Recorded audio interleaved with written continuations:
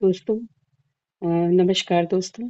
हम बात कर रहे हैं कि पास्ट लाइफ रिग्रेशन और रेकी जो दोनों हमने कई लोगों के किए हैं और अभी भी जैसे रिक्वेस्ट आती रहती है। जैसे अब बोर्ड्स के एग्जाम चल रहे हैं, चलने वाले हैं, तो कई पेरेंट्स हमें अप्रोच करते हैं कि बच्चों का ना पढ़ने में मन नहीं लगता। जैसे वो कई बार क्या होता है कि ऐसा नहीं है कि बच्चे पढ़ना नहीं चाहते, बच्चे पढ़ना चाहते हैं, लेकिन कई बार उनका ना मन उचट जाता है लगातार पढ़ते पढ़ते, क्योंकि बोर्ड्स के एग्जाम का इतना हुआ होता है कि वो ना पढ़ें तो भी उनको चैन नहीं मिलता। उन्हें लगता है उनका टाइम वेस्ट हो गया, उन्हें लगता है उनका टाइम वेस्ट हो गया। और अगर वो पढ़ते हैं तो पढ़ते पढ़ते कंटिन्यू ना वो ऊब जाते हैं। जैसे कहते हैं ना, बच्चे में परेशान हो गया हूँ। जो एवरेज बच्चे होते हैं, संख्या उनकी ही ज़्यादा होती है। जो इंटेलिजेंट बच्चे हैं वो तो कर लेते हैं, क्योंकि उनका पढ़ाई में ही मन लग रहा होता है। लेकिन जो एवरेज बच्चे हैं या जो उससे कम होते हैं, वो परेशान हो जाते हैं पढ़ते पढ़ते। तो और उनके कोई ना कोई सब्जेक्ट वीक भी ज़रूरी होता है, एक दो तीन सब्जेक्ट।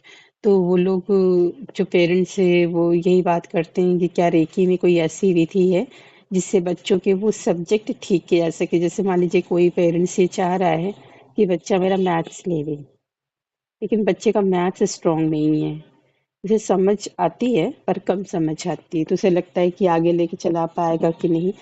तो दोस्तों, हाँ, विधि है इसमें, किया जाता है ताकि बच्चे का वो सब्जेक्ट स्ट्रांग हो जाए। लेकिन क्या होता है कि आपको थोड़ा लंबे टाइम तक कराना होता है। तो ऐसे बच्चों के लिए जो ज़्यादा भी कराना होता है ना, लंबा टाइम लेके चलना होता है, क्योंकि पढ़ाई एक दिन की या एक हफ्ते की या एक महीने की तो होती नहीं है, थोड़े लंबे टाइम कराना होता है। तो फिर ऐसे बच्चों के लिए मैंने फ़ी भी कम कर रखी है। वैसे भी मैंने एक पहले भी वीडियो बनाई थी, जिसमें मैंने बताया था कि किस तरह से मुझे किसी जो हमारे किसी का हमें करना पड़ा था, तो उनका लंबा टाइम मुझे करना पड़ेगा, तो मैंने कैसे वो फ़ी कम कर दी। और जो मेरी एक फ़ी एक व्यक्ति के लिए है, चाहे वो कोई भी हो, तो वो सबके लिए है। तो उन चीज़ों को ध्यान में रखते हुए उन्हें लंबा टाइम कराना पड़ेगा, तो उन्होंने मैं इसलिए मैंने फ़ी भी कम कर दी। बच्चों के करियर की बात होती है, उन्हें कुछ लेके पढ़ने की इच्छा है पर उन्हें समझ ही नहीं आ रहा है। मैंने तो देखा है कि कई बच्चों की लैंग्वेज भी कमज़ोर होती है, इंग्लिश लैंग्वेज जो होता है, जैसे वो बोलते हैं तो भी वो गलत हो जाती है बोलने में, क्योंकि एक्चुअल में वो पढ़ रहे होते हैं ना कॉन्वेंट से। तो उनकी गलतियों पर लोग फोकस करते भी हैं कि इनको तो गलत नहीं बोलना चाहिए, ऐसा। तो लैंग्वेज भी मैंने देखा है कि बच्चों के नंबर कम हो जाते हैं और नंबर नंबर आ भी जाते हैं किसी वजह से, लेकिन थोड़ा वीक होता है, मैथ्स है, फिजिक्स है, साइंस है।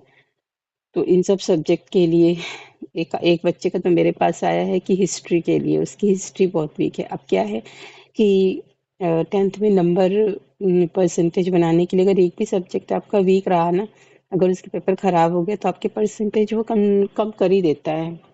तो किसी भी सब्जेक्ट को हम इग्नोर नहीं कर सकते, चाहे आपको आगे लेकर पढ़ना है या नहीं पढ़ना है। लेकिन 10th में परसेंटेज को लेकर भी सब परेशान होते हैं कि एटलीस्ट इतना आ जाए, इतना आ जाए, 80% आ जाए, 80 से ऊपर आ जाए।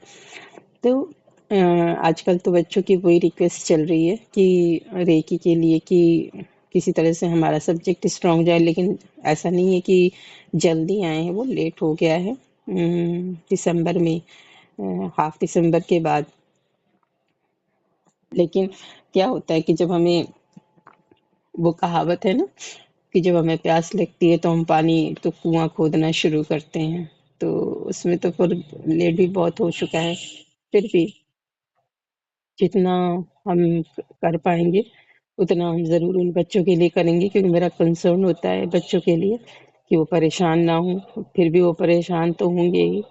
तो मैंने ऐसी रिक्वेस्ट को करना शुरू कर दिया है कि जो बोर्ड्स के एग्ज़ाम हैं, किसी भी तरीके की, तो या एक मेरे पास आया था जो कंपटीशन देते हैं, तो कंपटीशन बहुत तैयारी कर रहे हैं पर क्लियर नहीं हो पा रहा है। तो उनका भी नवंबर में रिक्वेस्ट आया था, तो मैंने उनसे कहा था कि आप ये कर सकते हैं। अब आप कंटिन्यू एक साल थोड़ी कोई रेकी करा पाएगा, है ना। तो मैंने कहा आप ये कर सकते हैं कि आप महीने के 15 दिन या 11 दिन आप करा लीजिए, और ऐसे आप हर मंथली लेके चलिए। तो जैसे होता है ना कि अगर हम एक्सरसाइज करना शुरू करते हैं, अगर हफ्ते में हम 4 दिन भी कर लेते हैं एक्सरसाइज, तो धीरे धीरे वो हमारे स्टेमिना को बढ़ाने लगता है। हर हफ्ते में 4 दिन भी कर लिया, 2-3 दिन नहीं भी टाइम मिला, अगर हम कोशिश कर रहे हैं कि चलो हम 7 डेज करें लेकिन हमें नहीं टाइम मिला, तो 4 डेज भी कर लिया। तो क्या होता है कि अ, हमारी जो स्टेमिना है वो बनने लगती है। तो वैसे ही रेकी में भी अगर हम हर महीने के 11 डेज भी करा लिया, हर महीने के 11 डेज करा लिया, तो धीरे धीरे हमारी जो माइंड की स्टेमिना है वो बढ़ने लगती है। तो मैंने ऐसा सजेस्ट किया है, तो वो वैसा कराना शुरू कर दिए हैं। जैसे उन्होंने नवंबर में कराया, दिसंबर में कराया 11 डेज, फिर वो जनवरी में करा देंगे। तो जो रेकी है वो हमारी हेल्प करता है माइंड, शरीर को बैलेंस करने में, कि हम काम यहाँ कर रहे हैं पर हमारा मन कहीं और है। मन कहीं और है और काम कहीं और चल रहा है। तो इसका संतुलन नहीं हो पाता। तो जब संतुलन नहीं हो पाता है, तो जो चीज़ अगर हम पढ़ने बैठे हैं और हमारे माइंड में कोई चीज़ चली गई, हम सोचते रह गए, तो आधा घंटा बीत गया, फिर हमें पता चला कि ये तो हम यहाँ पढ़ने बैठे थे। फिर क्या होता है कि बच्चे पढ़ जाते हैं और पढ़ने के बाद 2 पेज पढ़ने के बाद पता चलता है कि उन्हें पीछे वाला कुछ भी याद नहीं आ रहा है कि उन्होंने क्या पढ़ा। क्यों? वो पढ़ रहे हैं और मन कहीं और चला गया। मैंने देखा है बच्चों को बुक लेके और फिर वो दीवारों पे देख के सोचते रहते हैं।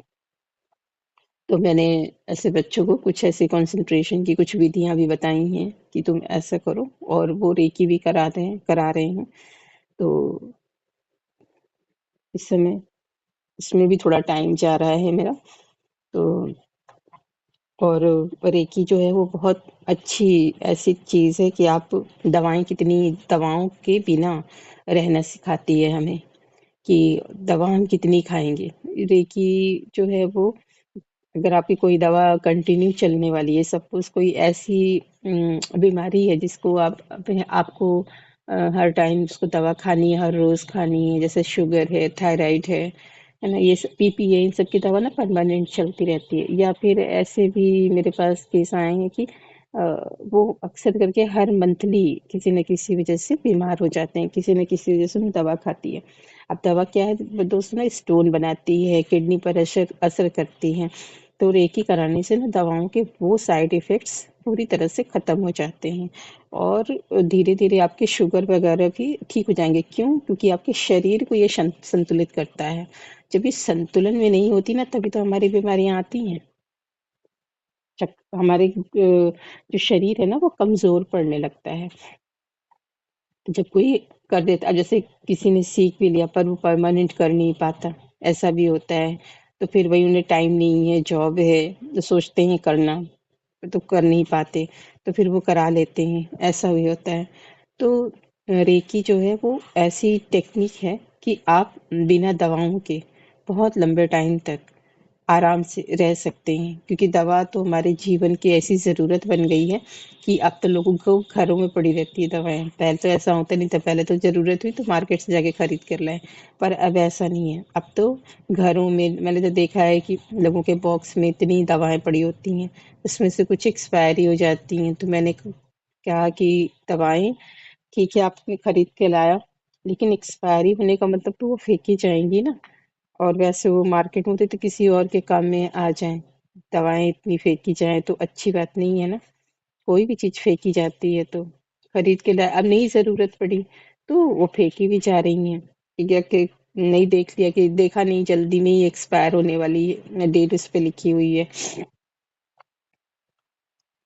तो दोस्तों, हमें इन चीजों का बहुत ध्यान रखना चाहिए। रेकी बहुत अच्छी चीज है, आप सीख भी सकते हैं, सीख के भी आप इसे आगे बढ़ा सकते हैं।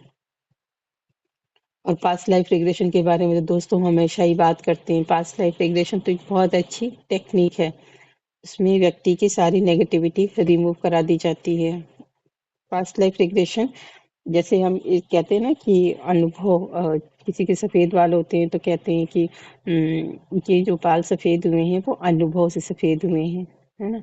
तो पास्ट लाइफ रिग्रेशन जब हम देखते हैं ना अपना या दूसरे का, जैसे मेरे मुझे बहुत पहले इंटरेस्ट होता था, तो किसी का भी पास्ट लाइफ होता था, मेरे आसपास कभी कोई कराता था, या मेरे कोई जान पहचान में, तो मैं उनसे पूरी बात पूछती थी, उनकी प्रॉब्लम्स को पूछती थी। जानती नहीं थी कैसे होता है, पर मैं पूछती रहती थी उनसे।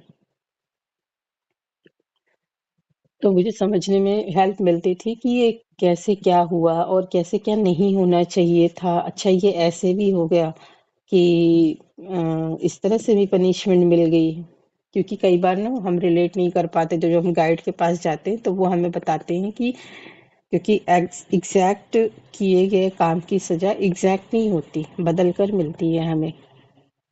तो हम समझ नहीं पाते कि वो तो काम वो हुआ था पर सजा ये है। तो वो बताते हैं कि ये इसका ऐसे रिलेशन है। गाइड हमें, स्पिरिट गाइड जो है हमें गाइड करते हैं। तो जैसे कि एक मैंने सुना था कि एक सोफिया नाम की एक लड़की थी, जो इस जीवन में काफी परेशान थी। बिल्कुल अपनी काम से भी खुश नहीं रहती थी। जैसे आप कोई काम करते हैं, उसमें अगर आपको खुशी नहीं मिल रही ना, तो वो आप बहुत लंबे टाइम तक कर नहीं पाएंगे। काम हमारा वो होना चाहिए जो हमारा पैशन है, वही हमारा काम होना चाहिए। तो हम एक जुनून के साथ उसको करते हैं। जैसे मान लीजिए कि हम जॉब कर रहे हैं। अब जॉब ऐसा है कि हमें पसंद ही नहीं है, तो हम हर रोज सुबह उठकर एक बोरिंग मन से, एक बर्डन की तरह कि अरे यार फिर वहीं जाना है ना? तो वो हमारा पैशन नहीं है हमारा, तो हमें वो खुशी नहीं दे रही, तो हम उसे बहुत लंबे टाइम तक कर नहीं पाएंगे। क्यों? क्योंकि जब हम वहां जाएंगे तो हम इरिटेट रहेंगे, हमसे कोई कुछ बोलेगा तो हमसे चिढ़ कर बोलेंगे, अच्छा सही से व्यवहार नहीं करेंगे क्योंकि हमारी वो पसंद नहीं है। हमसे कोई कोई काम देगा तो हम कहेंगे कि फिर लेकर आ गए, तो हम काम जॉब भी हमारी छूट जाएगी, क्योंकि हमें कोई इतना क्यों बर्दाश्त करेगा। अब आप ही सोचिए, हमें कोई इतना बर्दाश्त क्यों करेगा। तो दोस्तों, इसकी ये सब वजह होती है।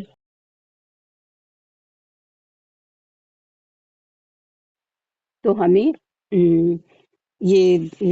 इसलिए हमें जो हमारा पैशन है उसे हमें अपनी जॉब बनानी चाहिए। मेरे पास एक केस आया, इसमें जो वो बच्ची है, 10th की है, और उसे पढ़ने में बिल्कुल उसका कहीं मन नहीं लगता, या कहीं कि उसे याद नहीं होती चीज़ें। नंबर उसे बहुत ज़्यादा कम आते हैं, तो जो प्रोजेक्ट का नंबर होते हैं उससे वो मिलाकर पास होती है। तो उनके जो पिताजी हैं, पापा उनके, तो ये कह रहे थे कि कैसे ये 10th पास करेगी मैम, ये इसका आप रेकी कर दीजिए, ये पास तो कर ले, है ना? फिर ये कह रहे थे कि क्या करेगी लाइफ में। तो हमने कहा कि आप ये बिल्कुल नहीं सोच सकते कि हर बच्चा पढ़ाई में ही कुछ ना कुछ करे।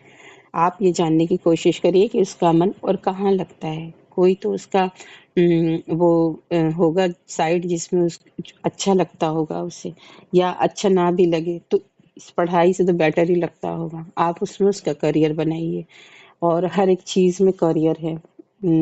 ऐसा नहीं है कि हम इंजीनियर डॉक्टर ही बन जाएंगे या आईएएस ही बन जाएंगे तो ही हम कमा पाएंगे। वैसे हम कुछ नहीं कमा पाएंगे। उसको अपनी लाइफ चलानी है, तो आप ये टटोलिए कि उसका और किस चीज़ में मन लगता है। थोड़ा फ्रेंडली बनकर उससे बात करिए, उसका जिस चीज़ में मन लगता है, फिर उसको आगे चल के 12th के बाद से उस दिशा में लेके चलिएगा, क्योंकि पढ़ाई भी, डिग्री भी ज़रूरी है। तो एटलीस्ट 12th तक तो पढ़ा दीजिए, और उसके बाद फिर उसको वो डिग्री दिलाइए जिसमें उसको अच्छा लगता है। आप ये बिल्कुल मत सोचिएगा कि समाज क्या कहेगा, देश मतलब कोई और क्या कहेगा। कोई और उसकी लाइफ को चलाने के लिए नहीं आएगा। तो आप कितने भी कितने सेलिब्रिटी को आपको देखिए कि कितने बुली होके और आगे बढ़े हैं वो। कभी उन्होंने सोचा कि हमें इतना कहा जा रहा है तो हम पीछे लौट जाएं? नहीं, लड़ा ना उन्होंने, स्ट्रगल किया उन्होंने। कितने हैं जो स्ट्रगल करके लौटे और किसी और चीज में अपना करियर बनाया। तो ये लाइफ है, ये हमारा कोई गोल नहीं है, हमारा कोई एम नहीं है। आज अगर ये शरीर खत्म हुआ तो ये सारी कुछ जितनी चीजें हम कर रहे हैं वो सारी चीजें खत्म हो जाएंगी। लोगों के कपड़े तक पड़े रह जाते हैं शरीर खत्म होने के बाद। तो ये हमारा एम नहीं है, ये हमारा गोल नहीं है पैसे कमाना। ये एक जर्नी है हमारी लाइफ की। और जैसे हम इस ट्रेन में चढ़ते हैं तो लोग हमें मिलते हैं, स्टेशन मिलता है, वहाँ कुछ खा लेते हैं। तो ये जो जीवन है वो एक ट्रेन की तरह है। आत्मा का गोल ये नहीं है, आत्मा का गोल कुछ और है, एम कुछ और है। तो जब आप पास्ट लाइफ रिग्रेशन कराते हैं तो हम वहाँ पर ये भी क्वेश्चन पूछ लेते हैं कि इनके जीवन का उद्देश्य क्या है, तो वहाँ भी उसका आंसर मिलता है। क्योंकि एम तो ये हो ही नहीं सकता, ये तो हमने हर जन्म में किया है ना। ये घर के काम, ये बच्चे पालने, ये पैसे कमाने, उनको मेंटेन करना, बच्चों की शादी करना, ये तो हमने कब नहीं किया होगा। तो वो एम अभी तक पूरा ही नहीं हुआ, और बीच में ही किसी का शरीर खत्म हो गया तो अधूरे काम के साथ बच्चे भी हैं और अब वो व्यक्ति नहीं है, तो फिर अब वो क्या करेगा।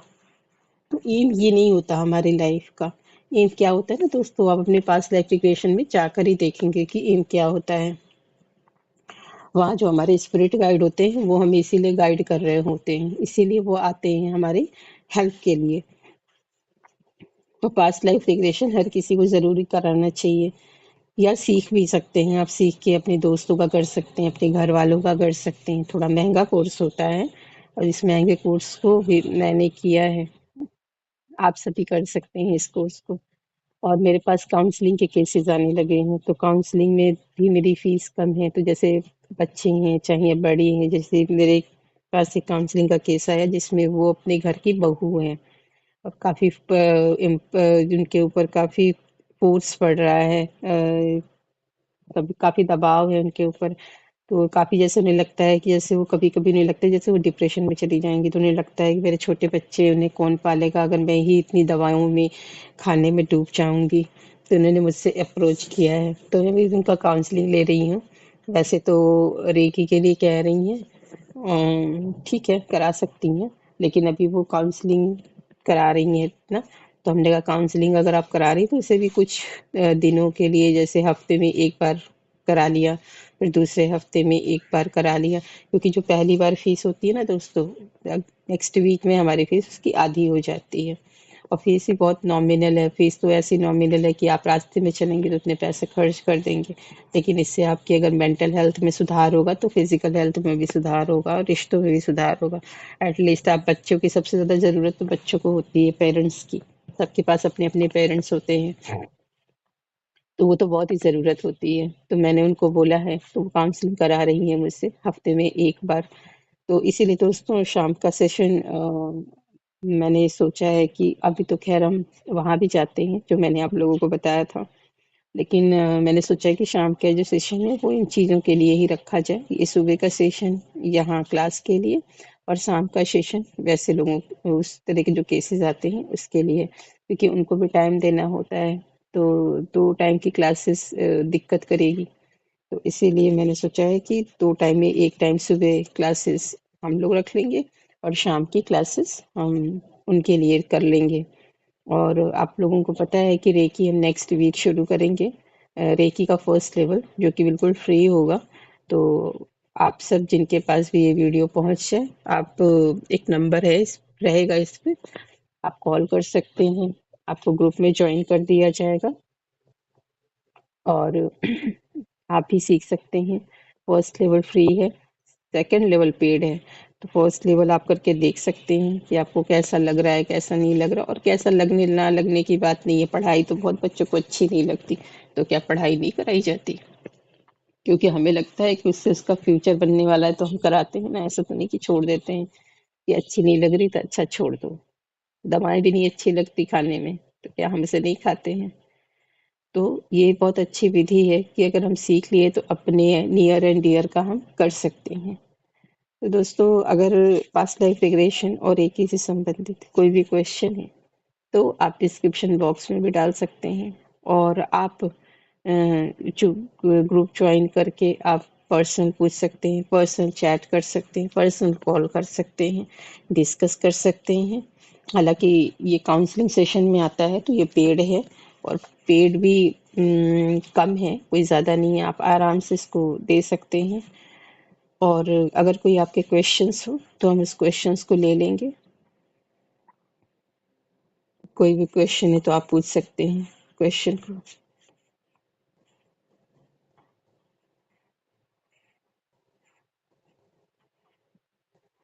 तो कोई क्वेश्चन नहीं है तो आप क्लास ज्वाइन करके और यहाँ पर क्लास में आ सकते हैं। क्लास में आके फेस टू फेस आप क्वेश्चन अपने पूछ सकते हैं, ले सकते हैं पास्ट लाइफ रिग्रेशन और रेकी के बारे में।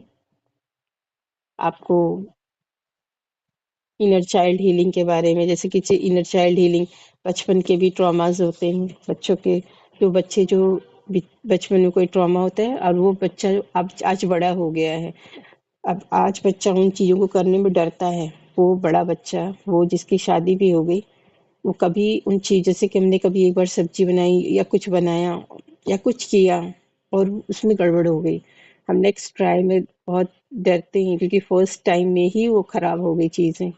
तो डरना बिल्कुल नहीं है। अगर आप फर्स्ट टाइम कोई चीज़ किए हैं तो आप ज़रूर जानबूझकर सेकंड टाइम करिए, अवेयर होकर।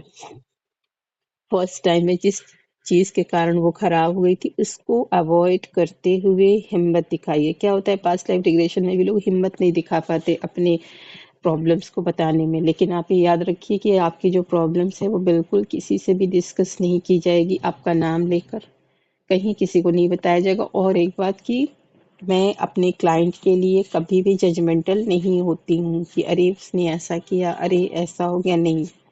हमारी जो कोर्स हमने किया है, इसकी एक यही टेक्निक है कि ये भी एक टेक्निक में आता है, चाहे वो रेकी हो, चाहे वो पीएलआर हो, हम जजमेंटल नहीं होते। हमें केवल इलाज करना होता है। जैसे आप डॉक्टर के पास जाते हैं तो किसी भी आपकी बीमारी को लेकर वो ये कैसे हो गया, ये सब नहीं करते ना, अरे ये कैसे हो गया, नहीं करते। तो वैसे ही हम जजमेंटल नहीं होते। आप बिल्कुल इत्मीनान होकर अपनी कितनी भी अंदर की बात हो, आप डिस्कस कर सकते हैं। क्योंकि जब हम ये सब सीखते हैं तो हम बहुत ओपन माइंड हो जाते हैं। हम जीवन, ये ज़िंदगी है, इसके लिए हम ये नहीं सोचते कि ये कैसे हो गया, वो कैसे, कुछ भी हो सकता है। मेरे पास ऐसी-ऐसी प्रॉब्लम्स आई हैं जो आप मैं सुन नहीं, आपको लगेगा कि अच्छा ये भी प्रॉब्लम में आ सकती है या फिर ये ऐसे कैसे? लेकिन दोस्तों, हम उसे डिस्कस नहीं कर सकते कहीं, क्योंकि वो कॉन्फिडेंशियल होती है। उन्हें कॉन्फिडेंशियली रखना होता है। और अगर हम कहीं डिस्कस भी करेंगे पर हम नाम नहीं बताते, उनकी ना एज बताते हैं, ना वो कहाँ रहते हैं, हम ये बताते हैं। तो ये सब बहुत कॉन्फिडेंशियल होता है। तो आप बिल्कुल इत्मीनान रहिए कि आपकी बातों को कहीं भी बताया जाएगा, बिल्कुल वो कॉन्फिडेंशियल रहेंगी मेरी तरफ से। आप कहीं और कराते हैं तो वहाँ का हमें नहीं पता, क्या हर किसी का अपना अपना रूल होता है। पर मेरा यही रूल है कि मैं बिल्कुल कॉन्फिडेंशियल रखती हूँ, मुझे किसी से डिस्कस नहीं करना होता है, क्योंकि वो क्लाइंट के ऊपर डिपेंड करता है। अगर क्लाइंट अलाउ करे तो ठीक है, क्लाइंट अलाउ नहीं करे तो हम इसकी बातों को उजागर नहीं कर सकते। तो आप इससे संबंधित कोई भी क्वेश्चन हो तो क्लास में आके पूछ सकते हैं, या पर्सनल भी पूछ सकते हैं, पर्सनल मैसेज डाल सकते हैं। कई बार ना कि बहुत सारे ग्रुप है मेरे पास, तो जैसे मान लीजिए आपने मैसेज डाला, अब वो ना नीचे चला गया, हम देख नहीं पाए खोल कर, तो ऐसा भी हो जाता है। तो अगर ऐसा कभी हो जाए तो आप कॉल भी कर लीजिए, फिर से मैसेज डाल दीजिए, तो ये ऊपर आ जाएगा। पूरा मैसेज मत डालिए, तो इतना डाल दीजिए कि मैम आपने आंसर नहीं देखा, या आपने देखा नहीं, या आपने सीन नहीं किया, तो फिर से वो ऊपर आ जाएगा। फिर से जब वो ऊपर आ जाएगा तो हम उसे देख लेंगे। या आप कॉल कर सकते हैं, मान लीजिए हमने तुरंत नहीं उठाया, क्योंकि अगर हम किसी का पीएलआर कर रहे हैं, रेकी कर रहे हैं, तो तुरंत नहीं उठा पाएंगे, लेकिन जैसे ही हमें टाइम मिलेगा तो हम आपको करेंगे। या हो सकता है कि आपने किया और हम देख नहीं पाए, ऐसे भी कई बार हो जाता है दोस्तों, क्योंकि कुछ घर में भी काम होते हैं, कुछ बाहर के काम होते हैं, कुछ हमारे क्लाइंट्स के काम होते हैं, कुछ काफ़ी परेशान होते हैं, उन तुरंत कुछ राहत देनी होती है। तो वो सब हम इनसे, हमें बहुत सारी प्रॉब्लम्स होती है, तो हमें डिस्कस भी करना होता है, तो ऐसी कई प्रॉब्लम्स होती है। तो आप जो है इस तरह से आप कर सकते हैं, 2-4 बार आपने कॉल कर लिया, है ना? बुरा ना मानते हुए, क्योंकि हमने देखा नहीं, अगर हम देखेंगे तो कॉल ज़रूर उठाएँगे। कई बार हाँ, बच्चों के हाथ में फ़ोन होता है तो वो उठाते नहीं, उन्हें पता ही नहीं होता कि कौन क्लाइंट है, कौन मेरा फ्रेंड है। उन्हें लगता है कि मम्मा को फ़ोन दे देंगे तो 1 घंटे तक हमें मिलेगा नहीं, इस चक्कर में वो उठाते नहीं, ऐसा भी हो जाता है। तो आप बिल्कुल इस चीज़ का बुरा मत मानिए, और आप कॉल करते रहिए। तो किसी भी दिन अगर हमने देख लिया, 1-2 दिन में तो देख ही लेंगे कि हाँ, किसी की कॉल आई है, तो हम पलट के खुद ही कॉल करते हैं, या अगर कई बार होता है हम कॉल उठा भी लेते हैं। ठीक है दोस्त? तो ठीक है, आप अपने क्वेश्चंस को पर्सनली डाल भी सकते हैं। अगर आपको बोलना नहीं है तो हम चैट में ही आपको आंसर दे देंगे, या आपको जब लगता है कि आज बात कर सकते हैं तो आपने इस दिन बात कर ली। ठीक है? तो एनी क्वेश्चंस, कोई क्वेश्चंस हैं आपके? ठीक है, फिर क्लास ओवर करते हैं। जैसा हो वैसा बताइएगा, चाहे पर्सनल चैट में, कॉल करके। नमस्कार दोस्तों।